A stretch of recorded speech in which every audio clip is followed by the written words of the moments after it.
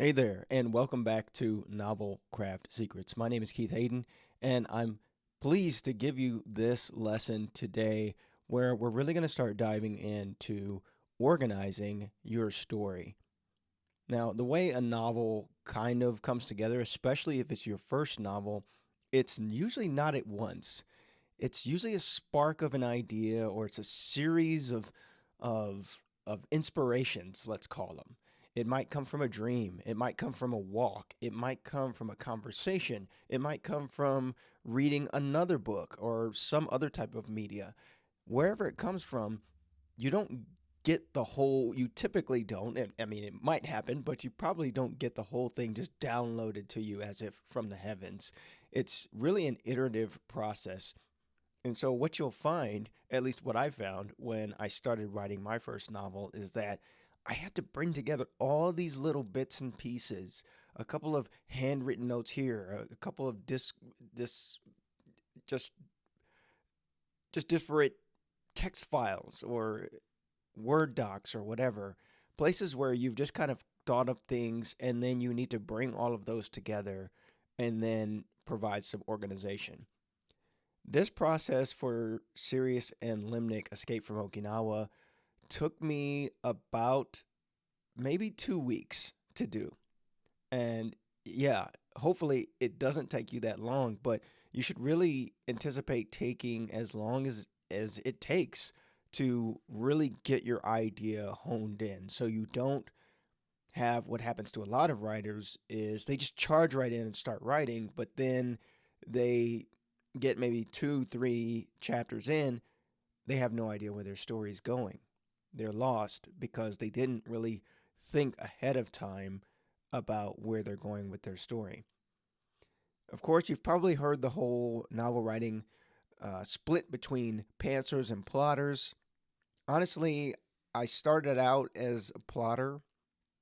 I'm mainly a pantser. I'm basically a hybrid. I will start out with a plot and then I would just pretty much discard it very shortly after I start, just because you get new ideas, you see certain things that aren't working, or you get inspiration for like this would be a cool scene or a cool element or a cool character to bring in, and you bring them in, and it totally busts your outline up. I've had that happen many times. In fact, it happens almost every project that I do. So I don't want you to get hung up on this. Am I a planter or a plotter? I would just recommend that you do some preparation. Obviously, you should think about what you want to write more than just your initial idea. But if you don't get it all, or if you find it's too boring, or if it feels too cumbersome to do that, then just discard it and just start writing. Anything that keeps you on track with your project is the best thing. So what I'm going to do now is I'm going to share my screen, and this video is just going to be basically I'll show you the document and then I'll go into how I think about doing this phase of the the writing process. So here we are in my document. I want you to focus on this side of the screen. I wish I had one of those that like zoomed in on that side, but I don't have that. But just really pay attention to these subheadings. These are what I may not do one with all of these subheadings because they all kind of like world building is a whole subheading, and then timelines, villain, sub characters. These are all kind of what I did with this. And last year I was heavily using AI, which I don't use as much now. But I took my idea and I had kind of this book generator to basically give me an idea of what the book might look like, just a quick snapshot. Of course, not it's not writing a lot of the stuff yet, but it's just giving me fleshing out all these details, like what's the world going to be like? What are some of the potential sub characters? What's a potential outline? What's a potential you can see book blurb here? So, and then I had to bring all of this stuff together. Like I said, these were all some of them were in text files. I was using note taking thing last year, and I had to pull all the stuff out of that because I don't really fuck with those anymore because I don't really like those things. Um, I'll probably talk more about that later on. Those note taking things. I'm talking about like Notion, Obsidian, Tana. I went through a phase where I was into those things, and now I just totally just stay away from them. I'll talk about it more later. But what I'm going to do in these next few videos is I'm kind of break down how I think about each phase or each element of this, because this is your book right here. It doesn't look like it, but this is everything you need for your book. Rest of it is just doing the writing, doing the work, and of course that's its own challenge, but I find this is a good place to start, at least.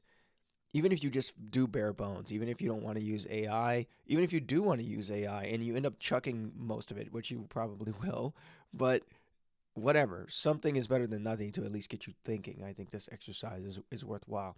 So, in this episode or in this video, let's just start with primary objectives. And I'll talk about how I think about these. And let me move my video over here so I'm not in the way. So this is my big why and what of this novel. And this isn't something you've thought about doing for fiction. This is more common. This would be more common in nonfiction, where you have really concrete objectives and you really want to make sure you hit certain anecdotes or certain lessons in your book or whatever. But I find it's really helpful for fiction as well, just to remind you and keep it in the back of your mind as you write, like, oh yeah, that's why I'm doing this, especially when you get weeks, months into the project and you're like, why the fuck am I doing this? This is so just, it feels awful. I feels like I'm never going to get this book done. This is your why. This is why you're doing this. And so for the novel that I'm currently writing, the military game tech fiction novel Serious Unlimited Escape from Okinawa, these are the primary ideas that I'm most interested in. And you can read through all of these. I'm not going to read them, but this was the primary inspiration for the story, like I talked about in a previous lesson. And then just some of these other ideas that I think would just be, one, timely, and two, a lot of people are thinking about. Well, maybe they're not thinking about, but maybe it would be interesting to think about, like software slavery. And I wanted to talk about identity, because the protagonist is Chinese American. And so the Chinese attack, he's got an American mission, but he's got family on both sides. He's got friends on both sides. How does he kind of reconcile that? I think that just make it very interesting. And then making the case for acceleration, deceleration. This is a very um, salient topic right now, just with AI and technology kind of proliferating online. And we're seeing this. A lot of people are thinking about, is my job safe? What's society going to look like? What's the future of work going to look like? And then we kind of see these camps growing of the accelerationists, of people that are like, yay, AI, mostly people on X and hardcore Elon Musk simps. Yeah, they're out there and they're like, yes, AI, everything, robots, let's do it. And then you've got what I'd argue is the majority of the world, who either don't know, don't care, or they are actively against this kind of tide of technology taking over and displacing.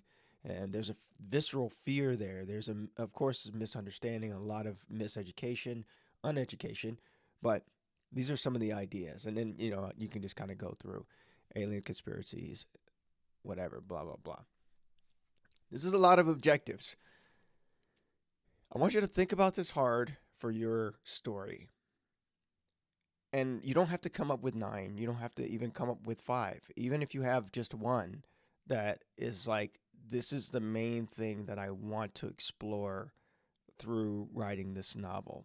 Is it a particular feeling? Is it a scenario? Is it a place? Mine started with a place. I just went to all of these outlying Okinawan islands and I was like, man, it would just be really cool if all of these were in some type of story, some type of adventure. I thought that would be really interesting. So from that idea sprung all of these others on it.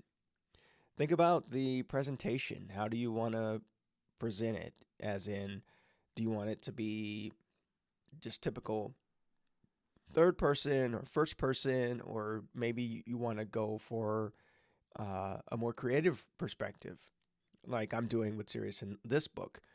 This book, I wanted to read like a case file, basically. So everything is kind of compiling to a case file. So in a typical case file, you'd have incident reports, you would have personal statements, you'd have photos, notes, you might have logs or things like that. It just supplementary information to help whoever's reading it read it better and understand what's going on. So this is kind of the style that I always saw for this novel because I feel like it works best.